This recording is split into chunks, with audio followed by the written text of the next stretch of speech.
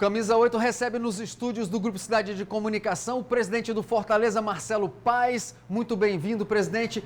Parabéns pelo pentacampeonato estadual, parabéns pela brilhante festa, foi um grande jogo. O que falar agora desse Fortaleza daqui para frente? Qual é o principal objetivo do Fortaleza para esse restante aí de temporada 2023? Olá, Luiz Henrique, olá a todos que nos acompanham. Satisfação estar aqui no Camisa 8 novamente. Agradecer as palavras, agradecer ao nosso torcedor pelo apoio aí. Acho que a gente está vivendo um momento de muita alegria com esse pentacampeonato inédito. Né? Muito feliz por tudo isso que aconteceu. Mas a caminhada segue. Né? Temos aí grandes competições, Copa do Brasil, buscar confirmar uma classificação, Sul-Americana, que é importantíssimo. A gente já vai para a Argentina essa semana, né? Enfrentar o grande São Lourenço e a Série A, que é a competição mais importante, ao meu ver, é a que sustenta tudo, é a que dá a base financeira, é a que credencia para competições internacionais. Então a gente encarar essa competição com o máximo de força para chegar na rodada 38 em uma boa colocação. E eu não estou sozinho nesse bate-papo aqui com o presidente, não. Meu lado, Bruno Balacó, meu parceiro de Camisa 8, também vai me ajudar nessa conversa. Balacó, sapeca aí no ombro. Vamos lá, presidente, vamos por partes. A caminhada do Fortaleza está começando agora no Campeonato Brasileiro, é uma caminhada longa, né? São 38 rodadas, presidente. Eu queria que você fizesse uma projeção para esse ano, pensando sobretudo no que o Fortaleza fez nos últimos 2 anos, porque eu acho que agora o sarrafo da equipe subiu. Em 2021 ficou na quarta colocação no G4, né? Para surpresa de muitos. No ano passado chegou aí na 8ª colocação, ainda naquele limite de zona de pré-Libertadores. Ficou em quarto, depois 8º, dá para dizer que o Fortaleza, claro, foca na sua permanência em primeiro lugar, mas assim, a expectativa para o clube agora está cada vez mais alta. Eu imagino que não só a imprensa local como nacional não vê nem de longe o Fortaleza como um time que vai lutar contra o rebaixamento. Pensa sempre nele no G10. Seria uma coroação, a chave de ouro para o Fortaleza, 3 anos seguidos, figurar no G10, né, presidente? Olha, Bruno, eu fico muito feliz quando se tem essa visão sobre o Fortaleza, né? A imprensa como um todo, né, a gente vê aí os comentaristas, os programas, aquela projeção de que lugar da tabela cada time deve ficar, mas eu sei que isso não resolve a nossa vida. Né? É interessante, mas a gente tem que confirmar. E eu vou com a sandália da humildade, sabendo que a competição é dificílima, que a Série A desse ano é a mais difícil dos últimos muitos anos, porque todos os gigantes estão lá, alguns clubes dominados por SAF. Então a gente tem que ter o pé no chão e a humildade de saber que o primeiro objetivo é permanecer na primeira divisão. Se a gente conseguir esse objetivo de permanecer, já é algo muito bom e, logicamente, se a gente conseguir esse objetivo com algumas rodadas de antecedência, buscar pontuar mais para aí sim mirar uma Sul-Americana, quem sabe uma pré-Libertadores, o que for possível, o que Deus permitir que a gente possa conseguir. Mas eu não vou aqui vender expectativa para o torcedor de algo a mais, que vai ser G10 de novo. Pé no chão, humildade, trabalho e alinhamento de expectativa. É muito importante o torcedor ter esse alinhamento de expectativa com o time, saber que a competição é dificílima e que a gente vai lutar primeiro pelo objetivo da permanência, depois pensar em outras coisas. Agora, presidente, tem uma coisa que chama a atenção, a boa fase do Fortaleza, todo mundo enxergando, grande time, faturando aí campeonato, mantendo a hegemonia aqui no estado, fazendo bons campeonatos brasileiros e claro que todo mundo fica de olho. Tem gente de olho no Vojvoda, sempre surge alguma coisa. E a gente sabe também de alguns jogadores, por exemplo, o Tinga, que recebeu proposta do Cruzeiro. Tem o Hércules, que fez aí, quem sabe, uma sondagem pelo Hércules. Como é que você vai fazer essa engenharia? Como é que você conversa com esse pessoal para não deixar o Fortaleza e não ser ali, ser comprado pela primeira proposta que chega ao clube? Olha, eu acho que primeiro todos os profissionais que estão no Fortaleza hoje sabem o que é o clube, sabem como a coisa funciona, sabem da seriedade, do cumprimento de deveres, do alinhamento também de expectativas internas entre direção, jogadores e comissão técnica. Então, acho que isso faz com que o ambiente do Fortaleza seja atrativo, tanto para as pessoas virem como para permanecerem, né? Acho que o máximo da gestão, a gestão empresarial como um todo, é atrair e reter talentos. Então, a gente busca fazer isso. E além disso, tem uma questão contratual. Todos esses profissionais que você citou aí são protegidos por contrato, por multa contratual. Então, quem quiser levar um profissional do Fortaleza vai ter que pagar e pagar muito bem por essa multa. Até porque a gente está no final de janela de contratação, então qualquer possível saída é muito difícil a reposição ou a reposição na mesma qualidade, né? Então, quem quiser tirar algum profissional do Fortaleza vai ter que vir realmente com muito apetite financeiro, pagar as multas para conseguir tirar. Entre esses apetites, presidente, vamos citar o caso dessa semana que repercutiu muito ao lado do Tinga, que renovou seu contrato, Thiago Galhardo. Como é que foi essa negociação? Já que, inclusive, foi revelado que ele teve sondagem de outras equipes, como o Atlético Mineiro.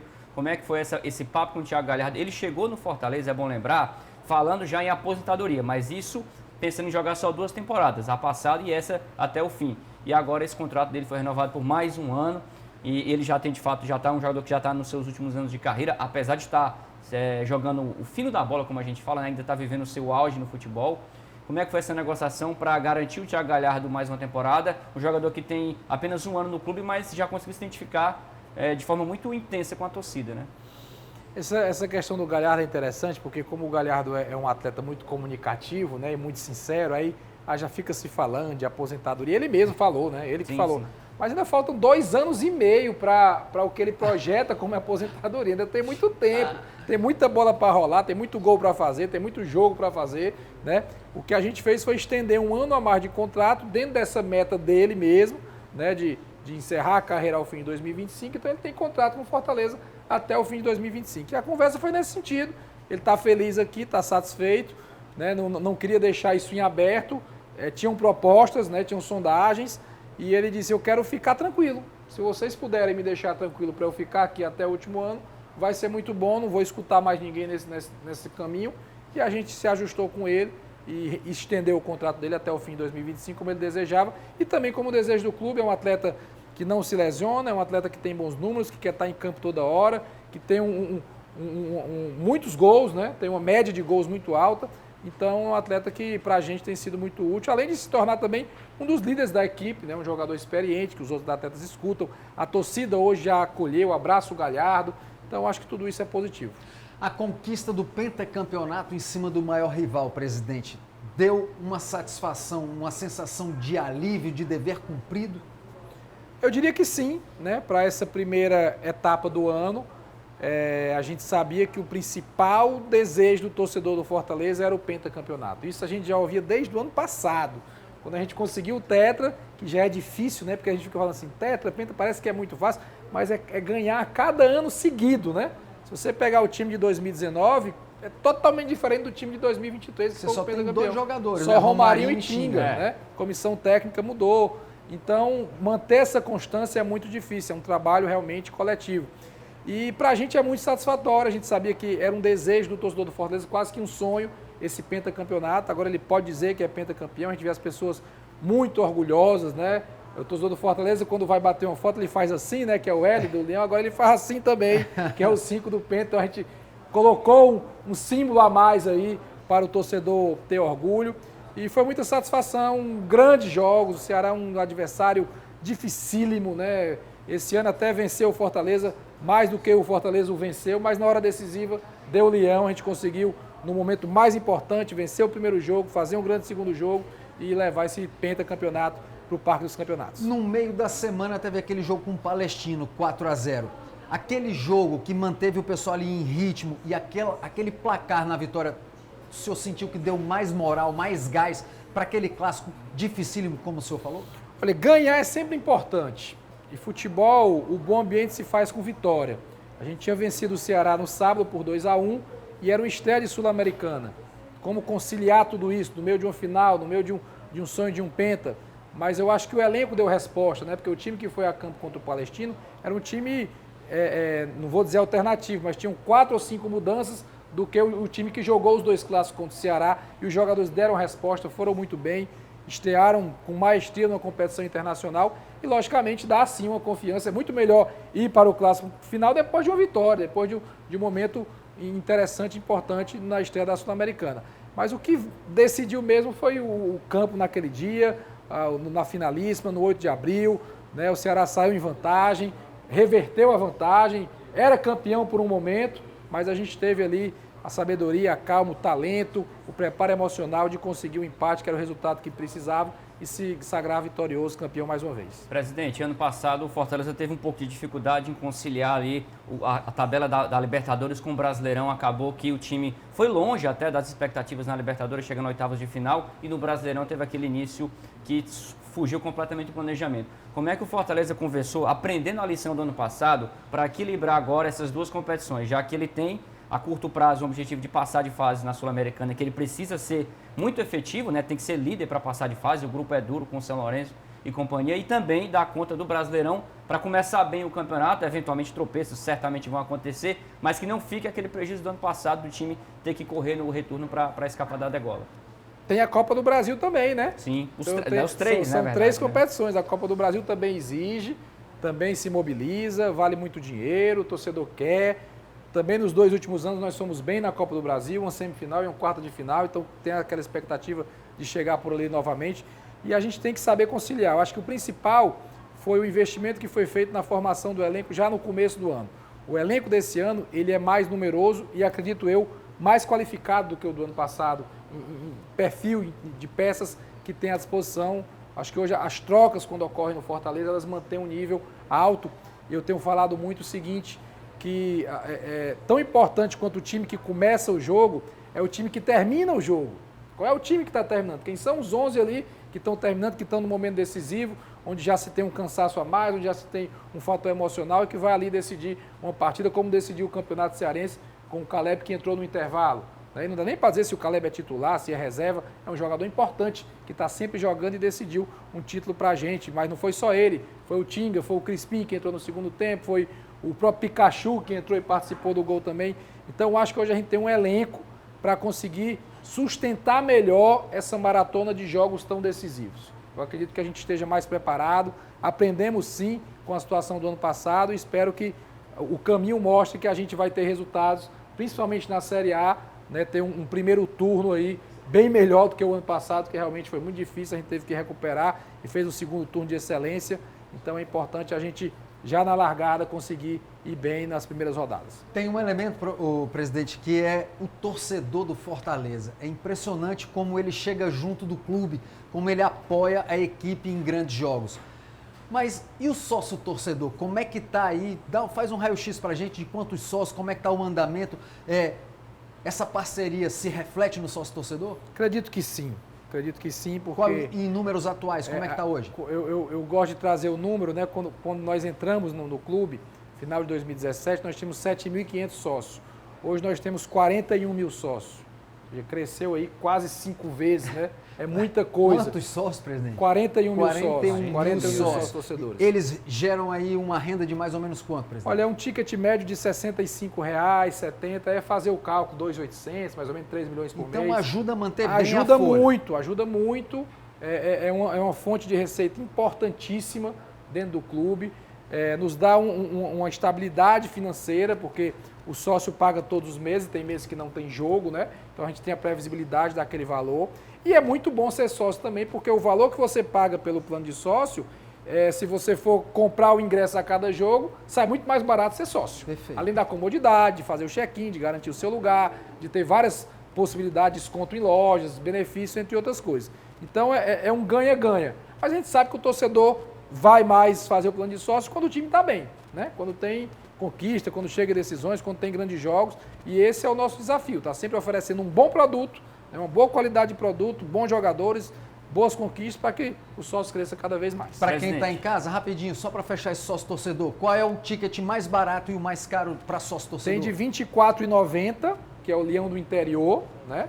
Que é quem mora a mais de 50 quilômetros da nossa cidade, da capital, e tem os mesmos direitos, entrada gratuita no estádio, e tem o Conselheiro, que é o mais caro, que é 250. Mas entre Conselheiro e Leão do Interior tem algumas escalas. Você vê que cabe no bolso de todo mundo, né, Cabe Balacó? no bolso de todo mundo. Presidente, agora a gente já falou muito de sócio, falou muito de competições, sobre diretoria. Teve uma reestruturação no departamento de futebol, eu queria que você comentasse essa saída do Alex Santiago, que cumpriu o ciclo dele de 2 anos e 1 mês aí no clube, e a decisão anunciada em comunicado de não repor a vaga de diretor de futebol. Qual é o planejamento? Primeiro, como é que foi essa saída do Alex, que foi logo depois do Penta, para ele não continuar no cargo, e essa decisão de reestruturar no sentido de Papelim, Marcelo Boeck, a turma que está lá atualmente à frente do departamento de futebol, siga tocando o barco sem a necessidade de um diretor de futebol naquele cargo clássico, né? Que é queira ou não queira, uma decisão, um cargo muito estratégico dentro do clube, já que passa por ele diretamente ao lado do presidente as contratações. E a saída do Alex, ela foi muito conversada, né? Eu diria que já tem aí alguns meses que a gente conversa sobre isso. O Alex é um grande profissional em tudo que ele faz. Né? Na área de advocacia, na área que ele é professor também na Universidade Federal do Ceará. E como ele é muito bom, ele é muito demandado, né? E a carga horária dele na Universidade Federal aumentou muito e ele não conseguia mais conciliar a agenda de jogos com a agenda de aulas. Ou ele ia dar aula ou ele ia estar no jogo, né? Então ele teve que se ausentar. Lamento, porque é um grande profissional, mas o Alex também é vice-presidente do clube eleito, ele permanece nas funções como vice-presidente, permanece dentro do PC, desenvolvendo atividades. E como a gente tem um departamento de futebol coeso, em que as pessoas já se conhecem, né, com bons profissionais, o Sérgio Papelinha é um grande executivo, Boé, que chegou esse ano como assessor executivo, já está muito bem, né, domina ali o ambiente, é um cara que aprende muito rápido, muito disciplinado. Daniel Pessoa, que já foi diretor de futebol, hoje está na gerência. Júlio Manso, uma experiência muito grande na supervisão. E eu sempre fui do futebol, né? Eu vim da direção de futebol, sempre estive perto, acompanho o clube, então a gente entendeu que esse quinteto aí dá para dar conta com a ausência do Alex. E quem sabe o Alex não volte em breve, quem sabe a carga horária não mude para o segundo semestre, ele consiga conciliar, a porta vai estar aberta para ele, porque é um grande profissional, é um amigo, muito importante dessas conquistas, e não saiu do Fortaleza, ele saiu de uma função específica muito importante, mas que os 5 que ficaram por lá conseguem dar conta, e ele ajuda ainda, a gente troca uma ideia, bate um papo, né, dentro da disponibilidade de tempo dele, mas sem aquela obrigação de estar diariamente no PC, nos jogos, nos treinos, nas viagens. Com relação ao Sérgio Papelim, é um nome que vem ao lado do senhor, acho que desde quando o senhor assumiu ali o Fortaleza. Esse é um profissional diferenciado. Eu vejo muita gente falar, o Fortaleza acerta nas contratações, o Fortaleza não erra uma. Eu sei que tem muita gente, mas o Sérgio Papelim, o conhecimento que ele tem de mercado é uma coisa absurda e que ajuda muito ao clube, né, presidente? Olha, o Papelim, ele é uma referência, né? É um cara querido no Brasil inteiro. Importante dizer isso. A gente viaja com o time o Brasil inteiro e sempre vai jogar contra o Atlético Paranaense, treina no Coritiba, vai jogar contra o Corinthians, treina no Palmeiras. E sempre nós somos muito bem recebidos, a instituição, mas o Papelim sempre tem aquele contato com o executivo daquele clube, recebe um abraço, um carinho, pô, que você precisar, aquela coisa toda. Ele tem um network muito bom. Dentro do dia a dia do PC, é muito querido, porque ele é um cara leve, descontraído, inteligente, né? O ambiente com ele flui muito bem e também conhecedor de mercado. Você falou, o Fortaleza não erra nas contratações, a gente erra também, de vez em quando a gente erra ali, tem um que não dá certo e tal, acontece, mas nem o acerto, nem o erro é mérito ou demérito de uma pessoa só, é um departamento, né? Então nem é só o Marcelo Paz, nem é só o Papelim, nem é só o Alex ou o Daniel, é todo mundo. A gente tem essa certeza de que a gente trabalha junto. E uma coisa muito importante é que não tem vaidade. Lá não precisa, quem foi que indicou o jogador, quem é que vai dar a entrevista para apresentar, isso é indiferente, sabe? Pode ser eu, pode ser o Papelim, pode ser o Alex, pode ser o Boeck, pode ser o Daniel, pode ser quem for. A gente está ali para o Fortaleza ganhar. O que importa para a gente é o Fortaleza ganhar jogos. E acho que a gente tem também dentro da diretoria como um todo, uma unidade, né, de respeitar o trabalho do departamento de futebol. Você não vê outros diretores de outras áreas dando pitaco, dando entrevista, comentando em rede social, cornetando o departamento de futebol do Fortaleza numa derrota, num momento ruim. Eu acho que isso mostra uma unidade que se reflete também dentro de campo. Presidente, agora sobre essa maratona de jogos. São muitos jogos que o Fortaleza vai jogar esse ano em 3 competições. A gente já está vendo o gramado da Arena Castelão sofrer um pouco essa maratona.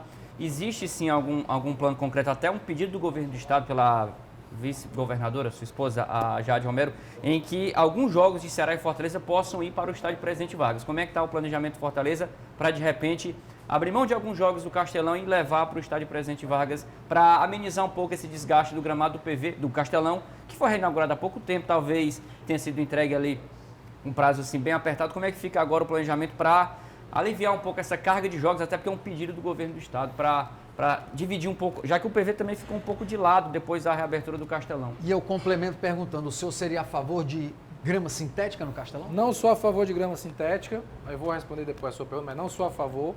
Acho que o futebol foi feito para jogar em gramado natural. Se ele tivesse sido feito para jogar em grama sintética, na Copa do Mundo era tudo sintético. Porque dinheiro não falta para fazer um estádio de Copa do Mundo, né? Perfeito. Então, se a opção é para grama natural, é porque o futebol foi feito para jogar em grama natural. Alguns clubes usam grama sintética, a gente respeita, é opção, é contexto, é arena multiuso, tem show e tal, manutenção, mas eu não sou a favor, acho que tem que ser a grama natural.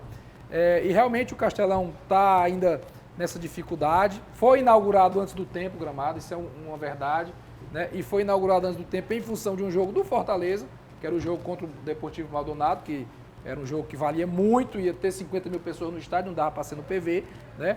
E eu acho que a gente tem que ter a compreensão de, se for necessário, em algum momento, mandar um jogo no PV, a gente possa mandar um jogo no PV. Fizemos jogos no PV no começo do ano, acho que 5, 6 jogos. Sentimos que dá para fazer, embora eram jogos de um apelo menor, né, de Campeonato Cearense, jogos menores de Copa do Nordeste. É diferente de você jogar contra um Corinthians, contra o Flamengo, contra o Fluminense no PV ou no Castelão, é totalmente diferente. Mas se durante a caminhada a gente entender, né, que precisa dar um refresco ali para o gramado da arena, que tem um jogo de menor apelo, se possível passar para o PV, não vejo problema nenhum.